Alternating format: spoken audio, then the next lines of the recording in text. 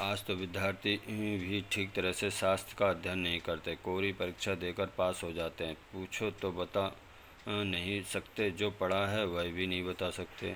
फिर वास्तविक ज्ञान तो बहुत दूर रहा। हमारी प्रार्थना है कि आप वास्तविक तत्व को समझें, कोरी पढ़ाई ना करें। जब भोग सामने आते हैं सुनी तब सब सुनी सुनाई बातें रद्द हो जाती हैं।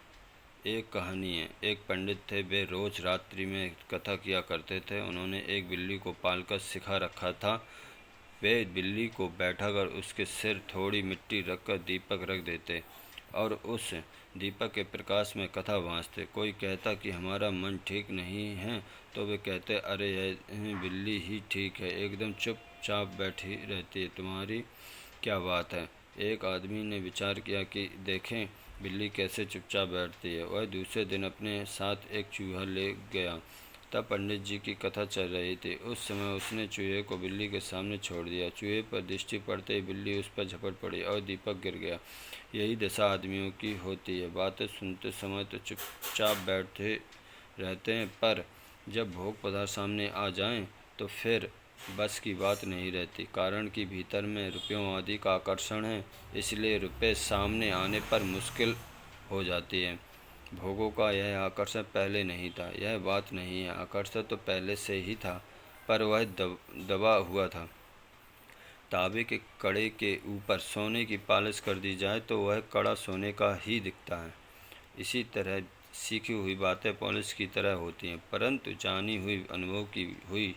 जानी हुई ठोस बात ठोस होती है। इस जिसके भीतर में स्वयं का अनुभव होता है, उसके सामने चाहे कुछ भी आ जाए वह विचलित नहीं होता। वह हर प्रस्तो न विधीयते। जिनकी भोग और संग्रह में आसक्ति है, वे परमात्मा को प्राप्त करने का निश्चय भी नहीं कर सकते। परमात्मा को प्राप्त करना तो दूर रहा, हमें परमात्म तत्व को भी नहीं प्राप्त करना, अपना कल्याण ही करना है। यह बात उनमें दृढ़ नहीं रहती। अतः जब तक भीतर में भोगों का आकर्षण महत्व बना हुआ है, जब तक तब तक बातें भले ही सीख जाएं, पर परमात्म प्राप्ति का निश्चय नहीं कर सकते। जब निश्चय ही पक्का नहीं रहेगा तो फिर परमात्म प्राप्ति होगी ही कैसे। अगर आप जड़ असत क्षणभंगुर पदार्थों से ऊंचे उठ जाओ तो परमात्म तत्व की प्राप्ति कठिन नहीं है। जो स्वतः सिद्ध है उसको प्राप्त करने में क्या कठिनता है। कठिनता यही है कि जो नहीं है उसमें आकर्षण हो गया। की प्राप्ति कठिन नहीं है। नहीं का त्याग करना ही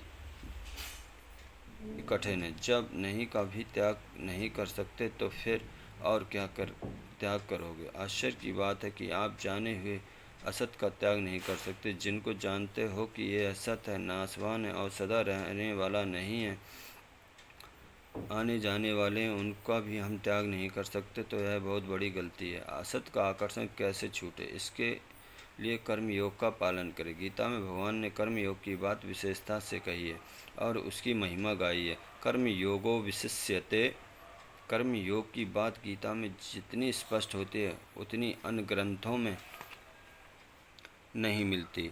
कर्म योग का तात्पर्य है दूसरों को सुख देना और बदले में कुछ भी ना चाहना। माँ बाप को सुख देना, स्त्री पुत्र भाई भतीजों को भी सुख देना, पड़ोसियों को भी सुख देना, सबको सुख देना। इसको काम में लाओ तो असत का आकर्षण छूट जाएगा।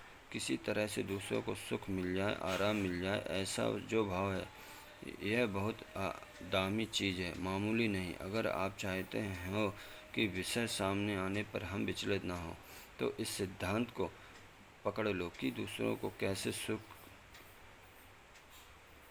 कैसे हो, दूसरों को आराम कैसे हो, परंतु मेरे पास हरदम नहीं रहेगी। अतः दूसरे के काम आ जाए तो अच्छा है। ऐसा भाव होने से सबके हित में रति हो जाएगी। जब दूसरों के हित में आपकी रति प्रीति हो जाएगी तब भोग पदार्थ सामने आने पर भी उनका त्याग करना सुगम हो जाएगा।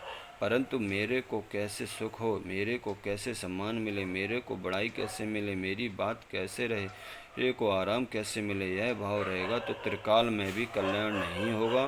क्योंकि ऐसा भाव रखना पशुता है, मनुष्यता नहीं। जो दूसरों का हित चाहता है, दूसरों के सुख की कामना चाहता है, वो हमेशा सुखी रहेगा। जो दूसरे के हित का भाव होने से अपनी सुख भावना की इच्छा का नाश हो जाएगा। जय श्री राधे।